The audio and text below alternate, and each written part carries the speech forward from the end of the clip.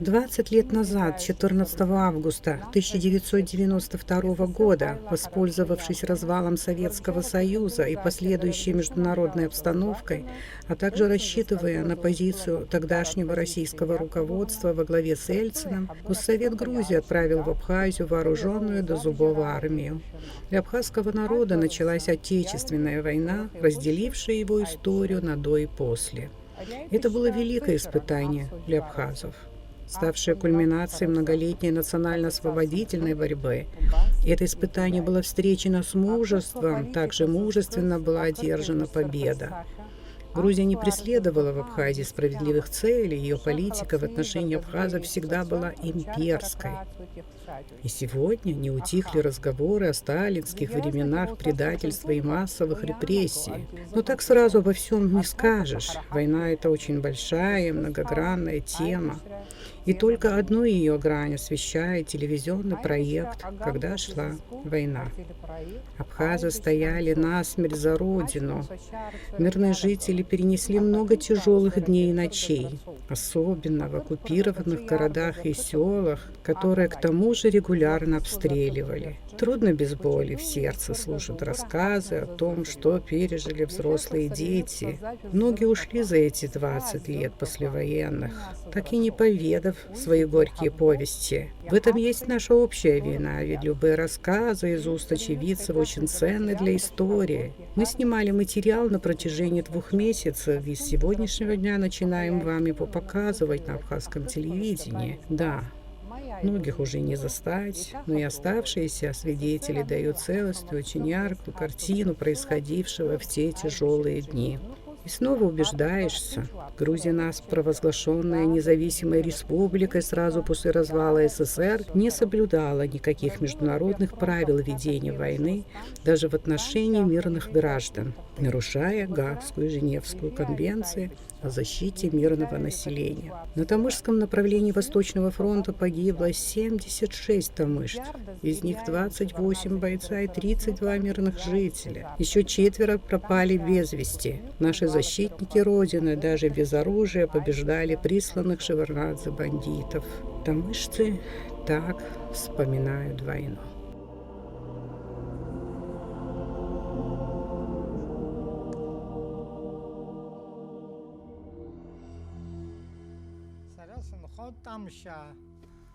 Я живу в Тамыше, в местечке Ануа-Арху. Что сотворили с Ануа-Арху, такого никогда нигде не было. Не осталось ни единого целого строения. Все дома сожгли, даже свинарник не оставили. Нас всех истребили, выжгли из родного дома. Меня поймали вместе с Шурином, повезли нас в Дранду за аэропорт. Что с нами делали, нельзя описать словами. Так нас мучили, били. Мне отбили всю спину.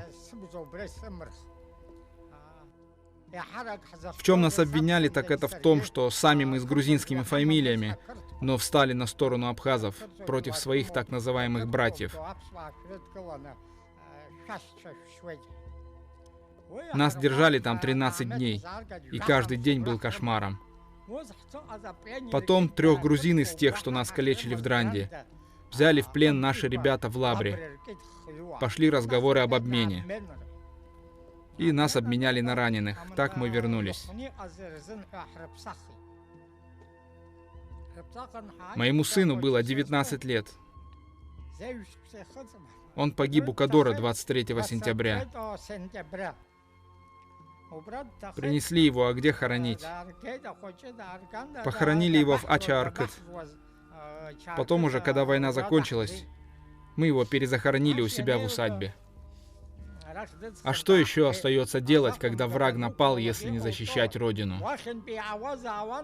Напал — это одно. А ведь у нас были еще и местные грузины и мигрелы, которые тоже ополчились против нас. Так они были еще свирепее, ненавистнее, чем эти стервятники. Когда мы были в плену, нас повезли в Новые Киндги, где располагался лагерь Мзиури. Приказали лечь лицом к земле, а земля была сырая, грязь кругом. Один и говорит: Поднимешь голову, пристрелю. И вот мы лежим, нас окружают все эти отщепенцы-предатели, которые жили там в Новой Кинге. Стали нас калашматить, кто ногами, кто кулаками, кто палкой. Потом посадили нас, как собак, прямо на землю. Грузины стоят вокруг. А тот, который с автоматом нас охранял, говорит: «Вы знаете, кто это такие? Один Зацинидзе, другой Церетели. Они грузины, а защищают абхазов. И с ними заодно убивают нас, грузин». Тут моего Шурина ударили со всей силы в лицо. Он сплюнул, и зубы высыпались на землю.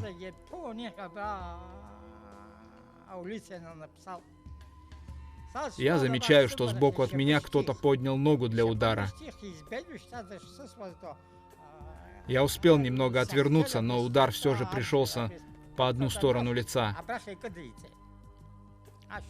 Из носа хлынула кровь.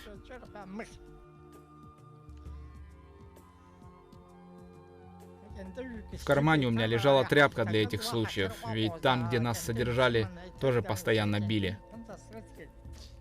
Вытер свое лицо. А эти наши так называемые соседи все не могут успокоиться. Как услышали наши фамилии, говорят: «Что ж ты их живыми привел?» Мы их знаем. Они с Ануа-Арху. Знали нас, конечно. Между Кинги и Ануа-Арху всего 3 километра. Так что они всех жителей деревни знали. Потом тот, кто нас привез, говорит: «Это я их поймал, и живыми их не оставлю». Но другой его отогнал со словами: «Ты что говоришь, идиот? Поймал, видите ли, иди отсюда». Это был тот, кто договаривался об обмене. Потом нам умыли лица и привезли в штаб в Очимчиру. Выходит их генерал, спрашивает, как нас зовут. Я ничего ему не ответил. Да и в каком состоянии мы были, полуживые после избиения. Потом он спрашивает у своих, мол, этот что, не говорит по-грузински? И получше тебя говорит, но молчит сейчас. Тут генерал резким движением достает свой пистолет и вставляет дуло прямо мне в рот. Сейчас я его прикончу. Потом говорит своим: «Уберите их прочь с моих глаз, чтобы я их не видел». Повезли нас в Араду и там обменяли на раненых с их стороны. Они были на носилках. Мы с утра до ночи готовили еду. Я, моя мама и жена моего дяди. Все мои братья воевали, мы все воевали. Когда захватили позиции рядом с нашим отцовским домом и стал кружить самолет, мы ушли к ломевцам, но и там нас преследовали снаряды. Я как-то иду, выстрелов не слышно, и вдруг чив-чив самолет кружит. Неподалеку находился сосед Спиридон. Он недавно умер, бедный, и кричит мне: «Падай на землю, Аллочка! Ты что, не слышишь?» А я говорю: «Слышу, но ведь не бомбит». Ох, что мы только не перенесли. И голод, и холод. Моя невестка стала не выдерживать. Я ее за руку водила. Уже на ногах стоять не могла она. Потом отвела ее в Аймару. Укрывалась там в одной пещере. Сама вернулась и ни дня, ни ночи не оставила Ануа-Арху, пока нас оттуда не выдавили огнем. Как-то раз приходит парень, говорит: «Аллочка, не хочется тебя расстраивать, но Толика ранили и привезли, тебе надо поехать в Кутол». Но ведь раненых привозят сюда или в Туарчал. Почему его в Кутол забрали? Ты скажи, как есть. Его убили, что ли? Что поделать? Пусть дети будут живы. Я уж как-то перенесу его смерть. А там был Ляутапагуа, оказывается. Он отправил самосвал, чтобы заказать гроб для моего сына. И он меня повез. Бедный мой ребенок, не одет, не обут был. Его отправили занять сопку в Бедии, и на обратном пути у него не было обуви, надел сапоги на голую ногу. И так он дошел до Тхварчала, стерев ноги до крови. Мне негде было купить обувь, и послать за ней было некого. Он был неудержимый, приходил к нам повидаться. Оставался всего на одну ночь и с утра возвращался на позиции в Джгярду. Не только мой сын, никто себя не жалел в то время. Похоронили мы его у ворот Моча-Бегуа. Вскоре мне приснился нехороший сон. Как будто сын спрашивает: «Мама, почему вы не забираете меня домой?» А куда его забрать? От нашего дома ни колышка не осталось, даже туалет сравняли с землей. Одни развалины кругом. Потом откопали его и перезахоронили в Ануарху с моими братьями. Они тоже потом умерли. И мы жили рядом с его могилкой, в вагончике. Так провели какое-то время. Моя дочь после такого горя недолго жила, умерла в 39 лет. 4 детей от нее осталось, я их воспитываю.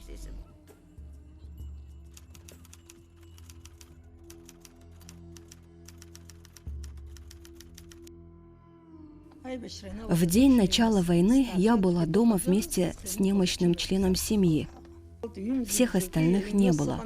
2,5 месяца я не оставляла дом. По-абхазски не могла его бросить. И дом, и беспомощную заловку, как бы с ней поступили враги.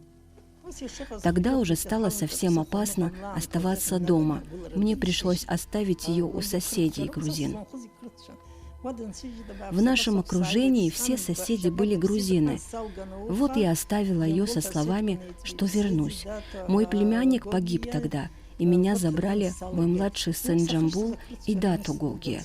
Они забирали меня из соседского дома, а наш уже был окружен и обстреливался. В эту ночь меня повезли в Джгярду, но там не было ни мужа, ни сына. Не знала, что с ними. Я вернулась обратно домой. В то время шли какие-то переговоры, и была надежда, что договорятся о мире. Но вскоре грузины опять возобновили обстрел. Я испугалась, прикрыла окна спальни деревянными досками, как будто они могли защитить от снарядов. Наивная была. Когда грузины поняли, что я вернулась, забрали и меня, и мужа в заложники. Он как раз тоже пришел разведать обстановку и сразу попал в заложники. Был единственным из мужчин. Его вели впереди, то и дело постукивая прикладом автомата. Нас всех вот так били в бока. Нас спас Алексей Кварацхелия. Он говорил: «Этим не верьте, тем не верьте, вас обманут и отдадут прямо в руки грузинам». И благодаря ему я сегодня жива.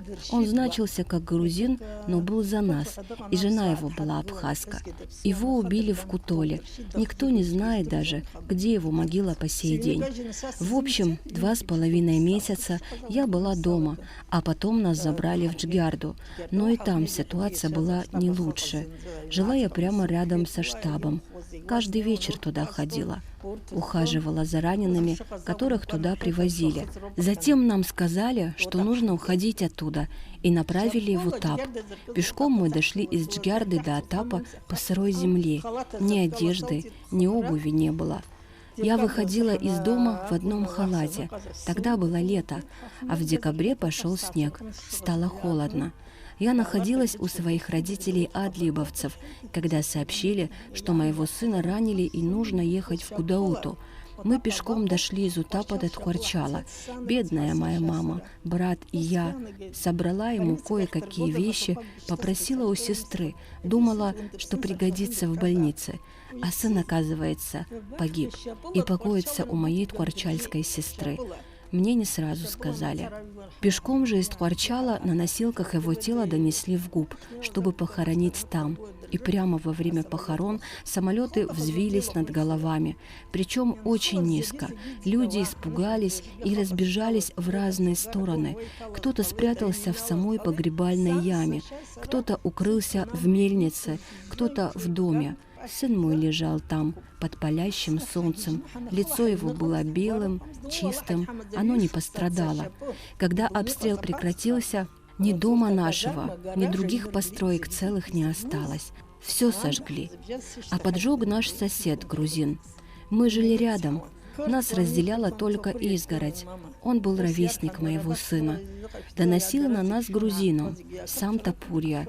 Местные грузины, большинство было заодно с оккупантами. У этого соседа нашего было 4 сыновей, а жена абхазка. И вот он распределил ближайшие абхазские дома на всех 4 своих отпрысков. Говорил, мол, абхазов горстка, я их на тракторе перееду, и дело с концом. Такие они были подлые.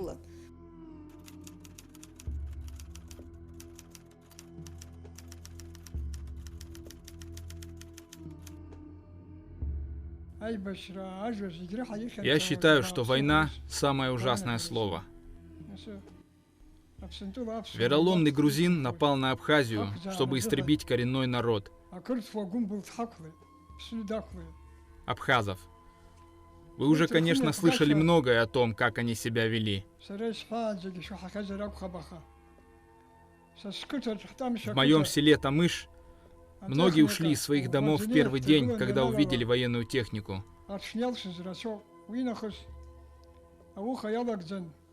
Ночью наши ребята вместе с куарчальскими бойцами подорвали Тамышский мост.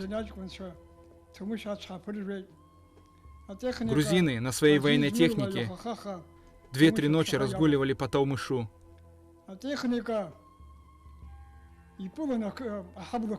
Потом поднялись на Ану-Арху. Мой дом был в центре Тамыша, между морем и трассой. Вошли на нашу улицу, и зверь бы так себя не повел по отношению к своим сородичам. Стали мучить крестьян, женщин. Я не буду вдаваться в подробности. У меня не осталось ни дома, ни сада, но я не жалуюсь. Я был очевидцем зверств в нашем селе. К моему соседу Ясону Квициня в дом зашли, схватили его жену. Она была родом из Ткварчала по фамилии Кучуберия. Ее связали и посадили на стул во дворе. Облили горючим и подожгли. Его самого заперли в будке в Тамыше и сняли ему скальп.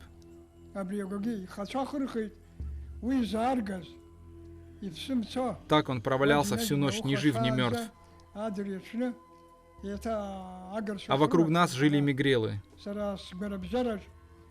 Их было 80 дворов, а абхазов всего 10 дворов. Бедного его кто-то заметил, занес в дом. Вот такие ужасные вещи творили. В Тамыше у нас жил старик, или Кочачхаля, которому было за 90 лет. Жена его была из села Мыку, из рода Иванба, тоже очень пожилая. Их заперли в доме и сожгли заживо. Их сын был инвалид, без ноги. Они его увидели снаружи. Его тоже повели под лестницу и спалили. Зло и нечисть они несли с собой, куда бы ни приходили. Наверное, не нужно рассказывать подробности по телевизору. Да, наши ребята тоже воевали и под танк лезли, но никогда себе не позволяли таких издевательств над людьми. Это бесчеловечно, претит естеству, самой природе. Когда наш дом сожгли, мы перебрались в Джигярду. Когда и там стали прилетать снаряды, поднялись в Ткварчал. Мы хотели как лучше. Сын воевал, а невестку с внуками отправили с вертолетом в Гудауту. И произошла такая трагедия 14 декабря.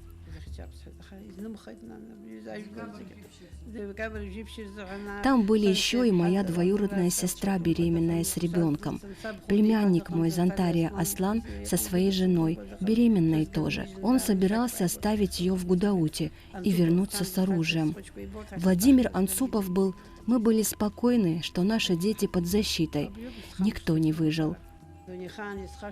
Это то, что я никогда не забуду. Картина стоит перед глазами. Как я их увидела. Старшему внуку было 6 лет. Я как раз была в Сочи перед войной, купила ему ранец в школу. Собирались его отправить в 1 класс. Младшему было 2 годика. Их маме, моей невестке, всего 24 года. Она жила со мной. Другие сыновья с женами живут отдельно. Дай Бог им здоровья. Но вот так с нами произошло. Хотели защитить, и не вышло. Такой страшной трагедии нигде еще не случалось. Столько человек погибло. Женщин, детей. Не только мои, десятки убиенных. Я потом была и в Лате. Видела обломки вертолета. Собирала в мешок детские вещи. Нашла один ботиночек внука, который я ему обувала перед дорогой. Принесла с собой. Такое невозможно пережить, не сгорев изнутри. Наш дом тоже сожгли дотла. Моего сына дважды ранили, потом его обменяли кое-как. Что только не перенес Тамыш во время войны. Бесчинство, ужасные преступления со стороны грузин. Как это забыть? Никогда не забудется. Даже если уснешь, во сне продолжаешь видеть то же самое. 14 августа, когда началась война, с одной стороны у меня возникло чувство невольной радости. Старшему сыну был всего лишь год. Вскоре раздался громкий гул. Мост в Тамыше взорвали. Началась паника. Люди засуетились. Я была одна в тот момент, с младенцем на руках. Куда бежать? Что делать? Тут сказали, война началась, мост подорван, беги, спрячься куда-нибудь с ребенком. Это были наши ребята, которые пришли после подрыва моста, Рома Габлия. Его потом не стало, бедный. Сказал нам спрятаться под домом. Я, моя свекровь и Заловка спрятались в подвале, но тут опять слышим: «Уходите, танки идут». Мы подались во враг. Я держала ребенка, очень устала и без того была слабой. Потом меня отвели к авицбовцам за 3 километра от нас. Началась война.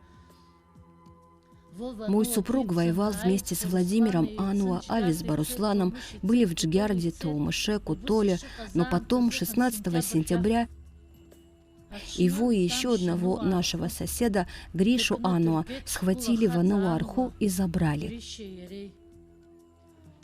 Мы не знали об этом. Мой муж шел впереди, разведывал обстановку. Ушли ли танки, что происходит? Я его отговаривала: не ходи, война идет. Опасно, но он говорил, что не покажется, спрячется в лесу, будет осторожным. Так он и не вернулся с тех пор, числится без вести пропавшим. Потом и свекра моего поймали. Он не мог спокойно дома сидеть, ничего не зная о судьбе сына. Надеялся живым его вытащить, хоть что-то сделать для его спасения. Вышел он на улицу, и его тоже забрали, 75-летнего мужчину. Он был уважаемым человеком в селе. Избили его, живого места не оставили, издевались, заставляли целый день черпать воду из колодца. Кому-то вода была слишком холодная, кому-то невкусная, кому-то еще что-то. Очень сильно издевались. Когда ему удалось вырваться, наши привезли его в Чачал. Мы все там были тогда, но на фоне перенесенного стресса он сильно сдал. Его в Тхуарчал повезли, там он и скончался, бедный, не выдержал всего. Перед смертью он мне сказал такие слова, а он не знал тогда, что второго его сына убили. Мы как-то услышали весть, будто мой муж в плену, строит в Тамыше железную дорогу по приказу грузин.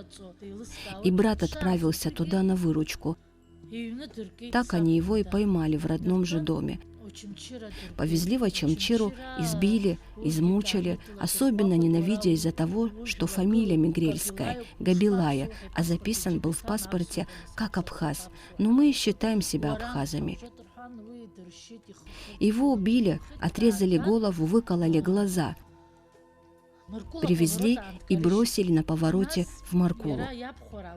Его опознал кутольский мигрел.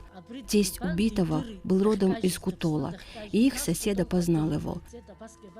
Сообщил родственникам. Тесть несчастного привез его вместе с соседями в Кутол. И там мы его похоронили, а его отца, моего свекра, похоронили в Тхуарчале. После войны обоих перезахоронили в Тамыше, в местечке Ануарху. Хочу сказать еще несколько слов о периоде после войны. Мы услышали, что прибыла карта из Грузии, в которой указано место захоронения моего мужа в местечке Кабалия-Архабла. Его брат, единственный оставшийся в живых, и группа тамышцев, около 30 человек, взяли лопатки и направились туда.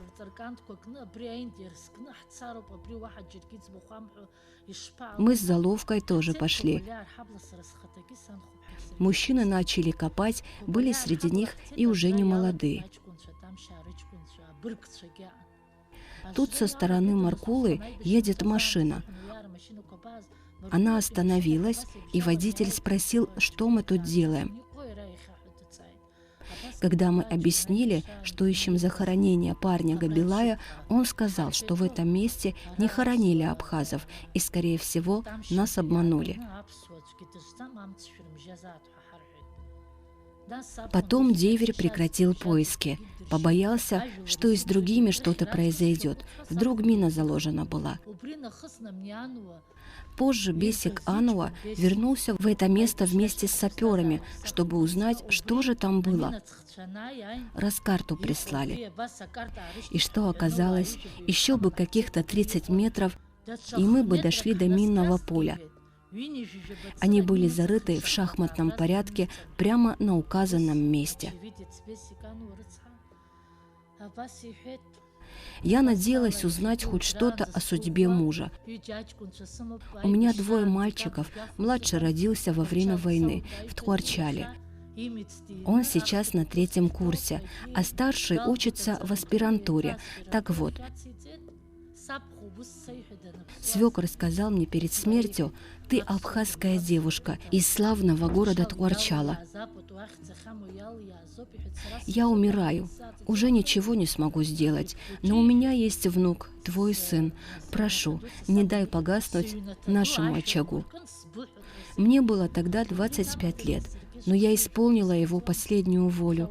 По сей день живу в Тамыше, в Ануарху. Война застала меня в Сухуме. Я не смогла сразу выбраться из города. Вышла 19 августа, приближалась уже к Кинге и вижу, едут сзади. Много было разных машин. Я не разбираюсь в названиях. Но были БМП и танки. Я остановилась у дома Гурама Чагудадзе. И они тоже встали неподалеку. Высыпали во двор, позвали хозяев, никто не вышел.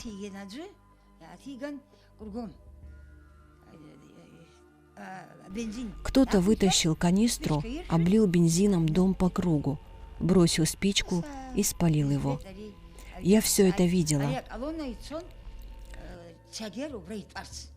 Колонна шла в Цагиру. Она была очень длинная, с полверсты.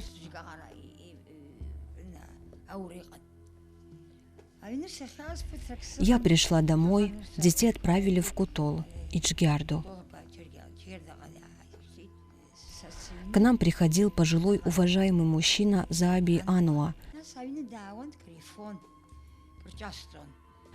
Я кормила его. Как-то раз 3 ноября слышу звук мотора. Я схватила корзину и вышла как будто бы за кукурузой. Смотрю, 2 грузин стоят и смотрят в сторону свинарника. А там лежит его бездыханное тело. В другой день они приехали с утра. Сказали, что голодны. Я запричитала: чем же вас кормить? Ничего нет. Но что-то собрала им на стол. Потом они попросили, чтобы я выдала места, где прячутся партизаны. Вы что, думаете, они тут в Ануархо сидят? Нет. Вон, видите лес за нашим домом? Там за каждым деревом они притаились и ждут. А еще под каждым домом в ямах сидят, в подвалах прячутся. Напугала их по-своему, и они дальше не пошли. Я не смогла уйти. А как уйдешь? Стариков же нельзя оставить. Моему свекру было под 100 лет, ветеран Великой Отечественной войны. Он не ушел бы, бросив жену, старушку. А я не ушла, бросив их одних.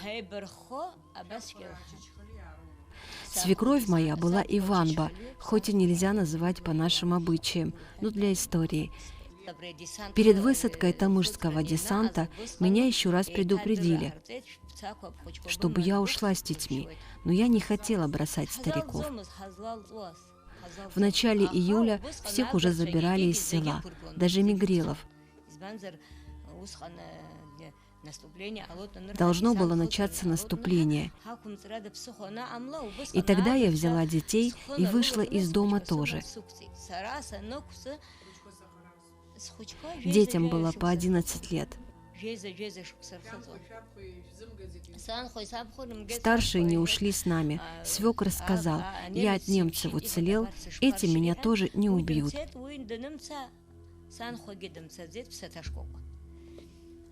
Их облили и подожгли. Страшный вой доносился до окраины деревни.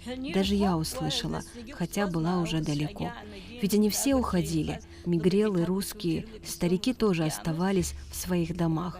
Но их не трогали. А с нами так поступили, страшную смерть ему готовили. Мне об этом рассказала женщина, очевидец. Ее уже тоже нет в живых, замучили до смерти. А сколько раз они к нам приходили, пусть столько здоровья нам прибавится. Мы чудом остались в живых. Хотя лучше бы я умерла тогда, чем столько горя повидала. Ничего не осталось от наших домов, кроме камня. Слава Богу, вот как написано на плакате: мы возродимся. Также я возродила очаг, воспитала детей. Да, одного ребенка потеряла, но 3 оставшиеся выучились. Все получили высшее образование. Свекр ушел 99-й год. Свекрови было тоже около 90 лет. Мой муж был инвалид труда, без ноги, получал пенсию по инвалидности 2-й группы. Грузины и его убили и сожгли. Эх, сколько всего приходится помнить. Его убили буквально в конце войны. Я собрала его кости 24 сентября. И убили его соседские мигрелы, по крайней мере, мне так сказали. Когда мы пришли, я собрала его кости в том месте, где раньше был дом. А может, это были обломки крыши, кто теперь знает. Он, бедный, вышел, чтобы похоронить останки родителей, и сам стал жертвой чудовищного зверства.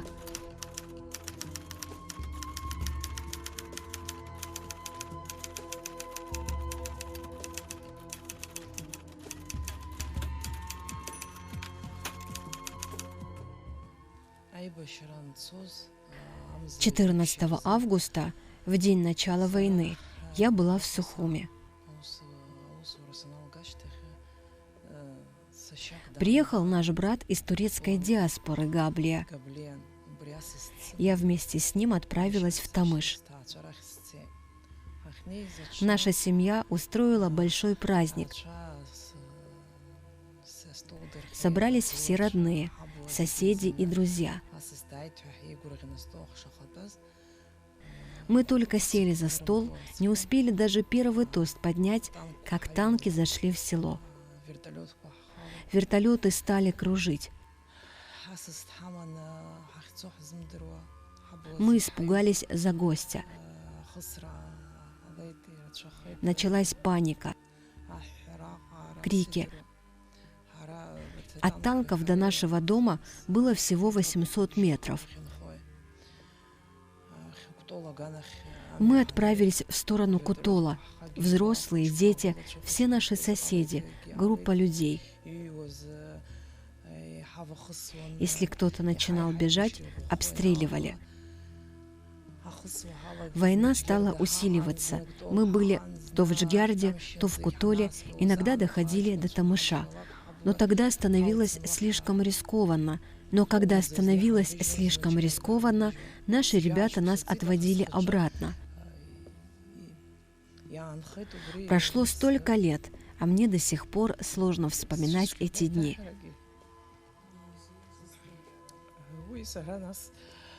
Война шла уже 8 месяцев. Мы были в Члоу. Я и еще 20 человек. Когда стали отправлять всех женщин, я не согласилась уходить. Осталась одна среди мужчин. Я работала на телевидении. Все мои коллеги были в Гудауте.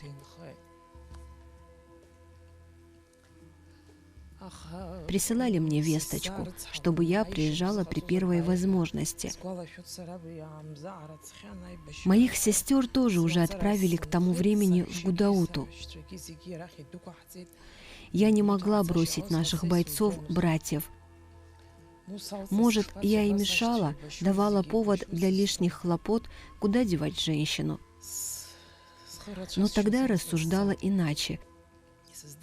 Пусть бы матерей с детьми отводили в безопасное место, а я могу и остаться, и где-то пригожусь. Я думала тогда, слава Богу, что я не замужем и нет детей. Когда видела, как женщины убегают от пуль с детьми на руках, или когда встречала голодных детишек.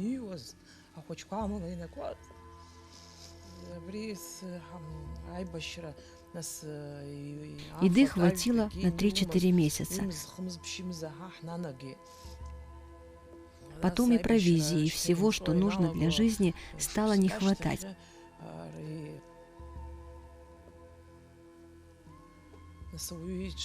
После года войны нам нечем было даже стирать одежду. В Тхуарчале русским доставляли гуманитарную помощь. Можно было обменять что-то из еды на кусок мыла. И вот я ходила пешком в Тхуарчал с тем, что было. Яйца, молочные продукты, еще что-то и меняла на мыло. Тропинка была проторена. Я раньше ходила и в госпиталь, когда ранили брата. Но шли мы не по дороге, а по труднодоступным местам, по горам.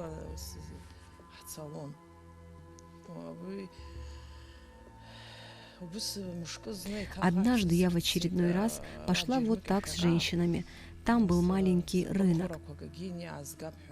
Я принесла яйца, сыр, обменяла свои продукты на мыло. Держала такую маленькую сумочку. в которой эти куски мыла и лежали. И тут ко мне подходит маленькая девочка с куклой в руках. Наверняка любимая игрушка, и просит у меня: пожалуйста, возьми эту куклу и дай мне взамен что-нибудь поесть. Больше я не ходила в Тхуарчал.